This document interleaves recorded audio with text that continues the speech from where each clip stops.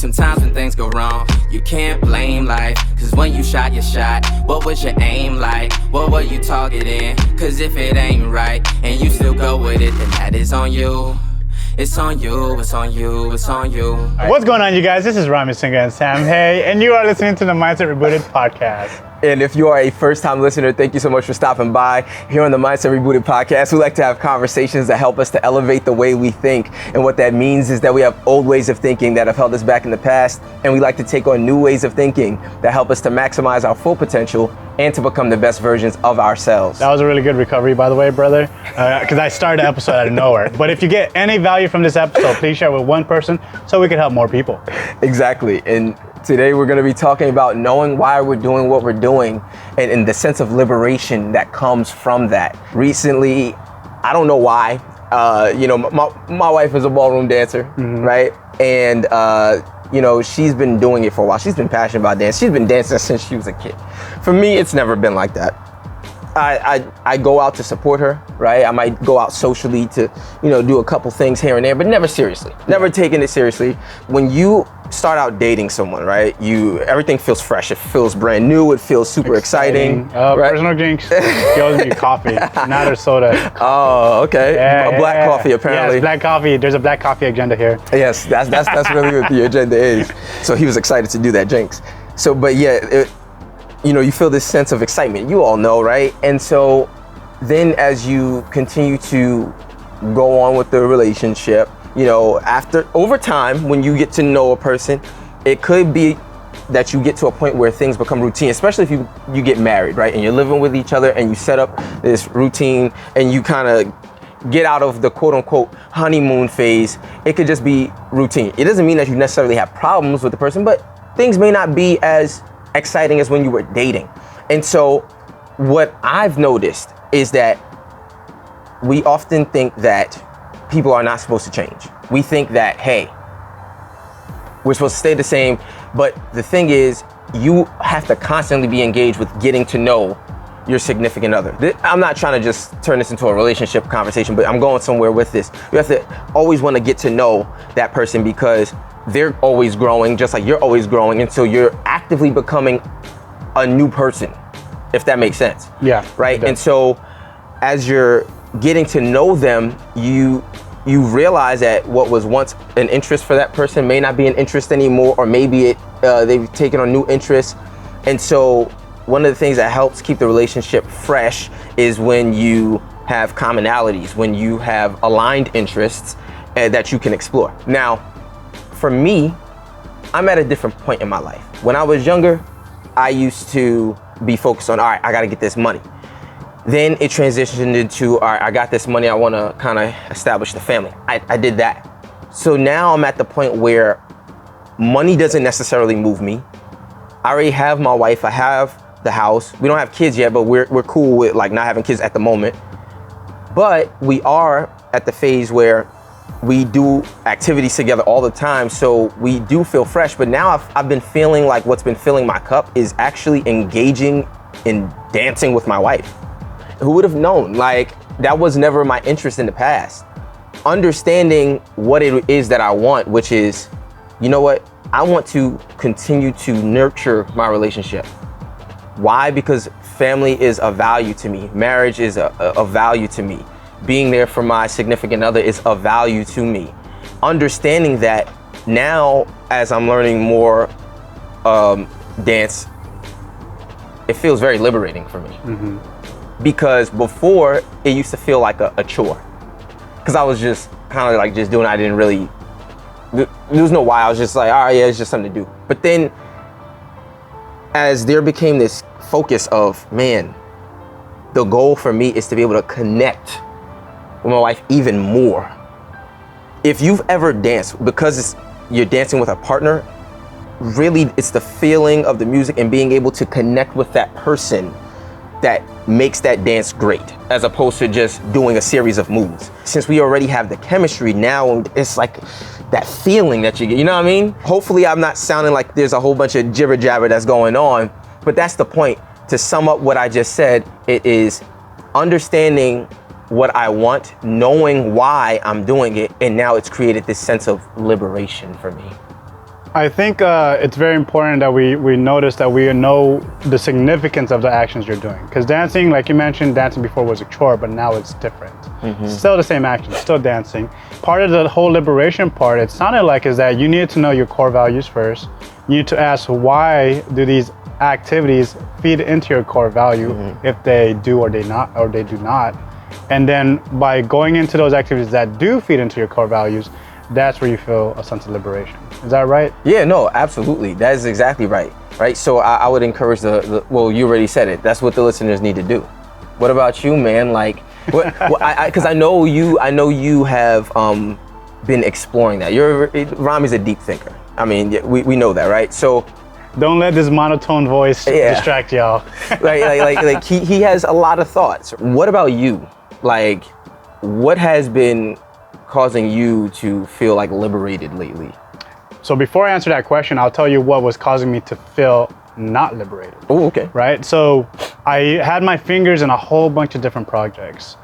Dance, fundraising, grant writing, applications, business consulting, small business consulting, sales, marketing, social media, everything. And then also that's a business or financial side. And also on the relationship side, I was like, hey, just meet with this one lady, meet with this one other lady. And it felt as if I was just doing so much busybody work that was not moving the needle forward for me. I was like, why am I doing all these business actions? Is it helping me succeed towards whatever my business goals are? Why am I meeting with all these people? Are they helping me get towards my relationship goals? It made me feel, what's the opposite of not liberated? Of liberated. What's the opposite of liberated? Bound. That made me feel bound, made me feel some type of stress because I didn't know why. I started asking myself questions of, well, what is it really that you want in terms of finance, in terms of relationship? Write it down. I started writing them down. I write down key characteristics of not just the business that I want to be in, but also the wife that I would like to have in the future, right? And when I write those down, I also reflect in, okay, so if I have A, B, C characteristics for my wife that I want to have, what are A, B, C characteristics I need to have to be the competent and worthy husband for my wife? And by identifying all those different characteristics, and there's a lot of time that needs to be spent here. It's not a one-time sitting and I have all the answers. It's different iterations of me working on those lists, so for me to figure out, oh, okay, this is what I really want out of a future wife or out of business, and this is the type of person I have to be to achieve those. And by having all those answers, it's a matter of, hey, are you interested in that lady? No, I don't feel anything. It's like, I'm cool. With all respect, you're not the person I'm looking for. I'm ready to move on to the next. And it gives that sense of liberation because I don't have to, like, I know my compass. Right. The compass tells me where true north is, and I know where to go. I don't get distracted by anything else. Yeah, no, that makes sense. And there's no fear of missing out.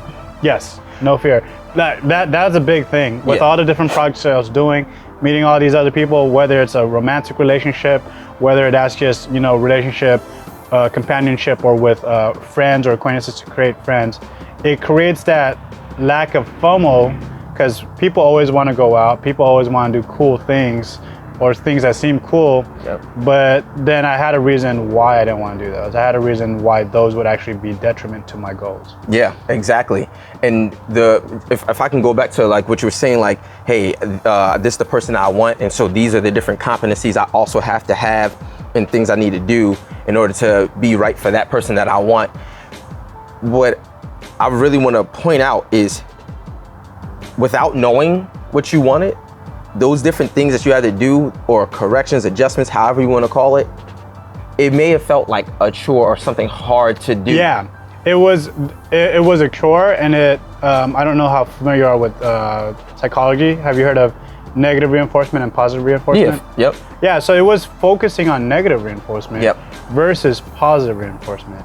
And for those of you who don't understand, who don't know what those are, a simple example of negative reinforcement is, hey, if you don't do your homework when you're a little kid, you're gonna be grounded.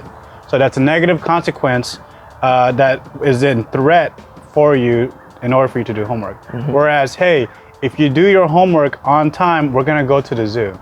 Now there's something you're looking forward to that gives you a positive reinforcement towards that action. Exactly. And positive reinforcement makes you feel liberated. Exactly. You want to do these things. Exactly. As opposed to, I have to do these things. Yeah, so all those activities, I was like, I have to meet all these people, I have to go on these dates, I have to do all these other business ventures, whatever, you're getting pulled away. It was a negative reinforcement.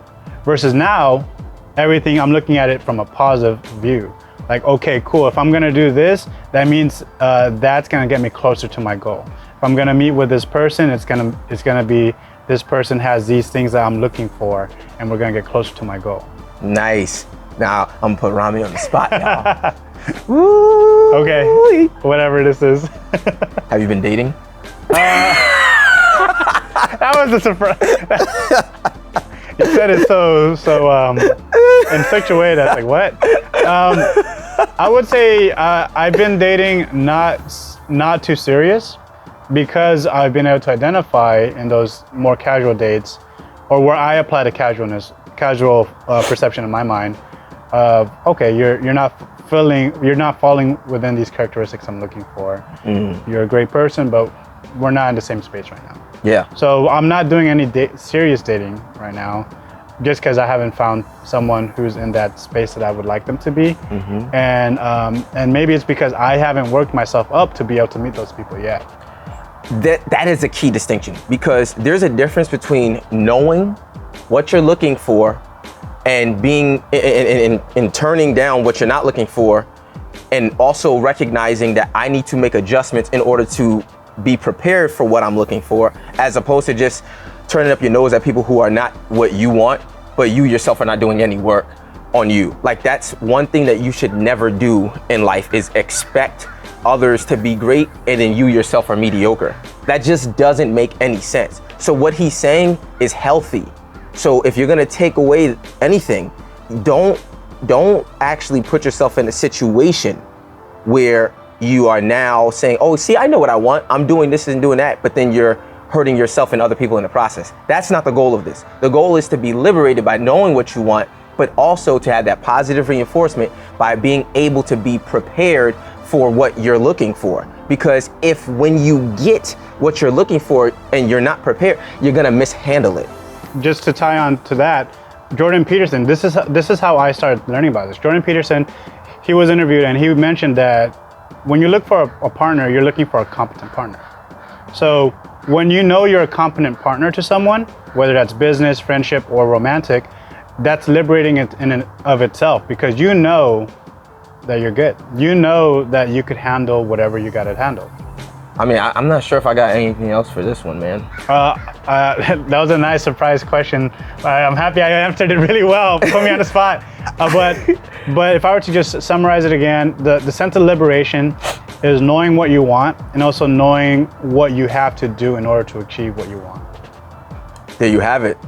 And we know you just got some great value out of this, because I did, and I can't wait to listen to this episode again. But yeah, until next time, mindset rebooted. Sometimes when things go wrong, you can't blame life. Cause when you shot your shot, what was your aim like? What were you targeting? Cause if it ain't right, and you still go with it, then that is on you.